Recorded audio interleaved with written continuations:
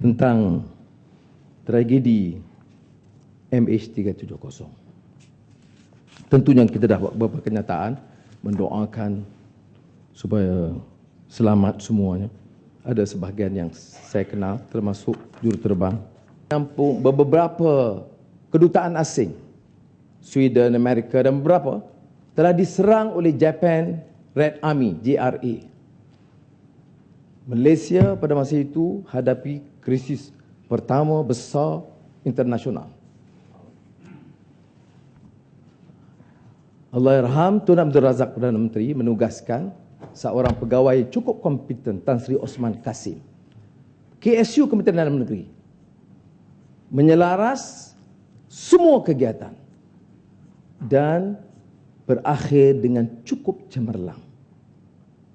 Kerana satu petugas, kenyataan yang konsisten, tidak menyorok apa-apa penyataan, guna bomo dan sebagainya, memalukan, maka mendapat liputan media yang cukup baik dalam negara dan luar negara. Matang Pau ada menyebut tentang pengurusan krisis yang berlaku yang sehingga sekarang sudah menjejaskan imej negara.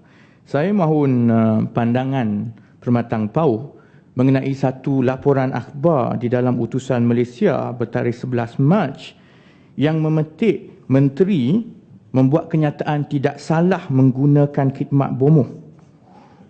Dan apakah pandangan Permatang Pau kerana kenyataan yang dibuat oleh menteri di Jabatan Perdana Menteri ini sendiri yang menyebabkan ramai bomoh sekarang mencuba nasib sehingga Presiden Obama sendiri kagum dengan kebodohan kita mengendalikan krisis ini.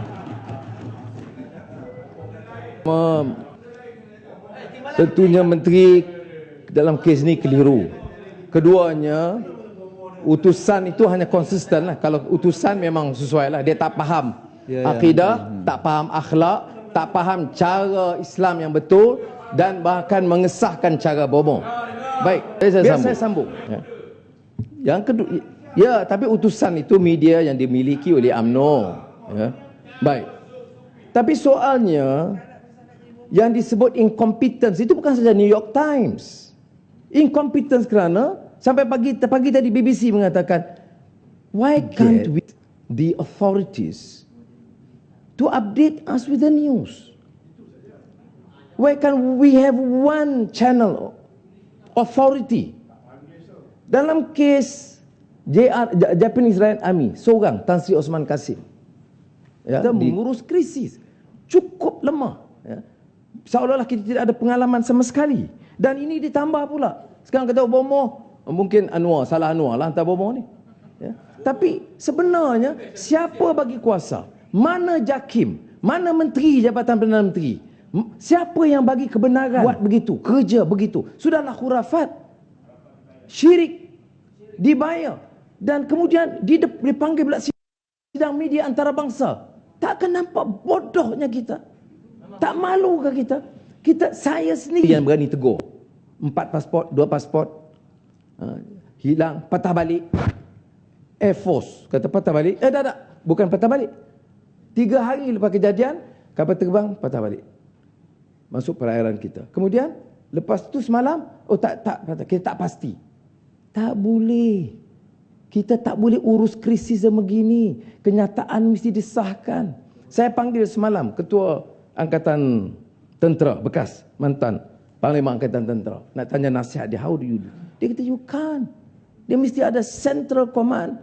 Mesti ada satu kenyataan. Dan tidak boleh ragu-ragu. Mungkin patah balik, mungkin tidak. Mungkin terbang, mungkin tergantung macam bomoh.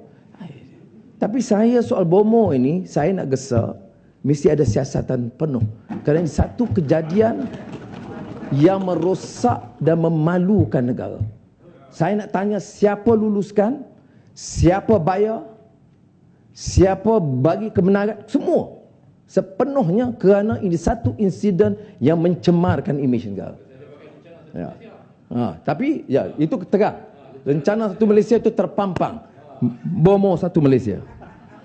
Baik, saya nak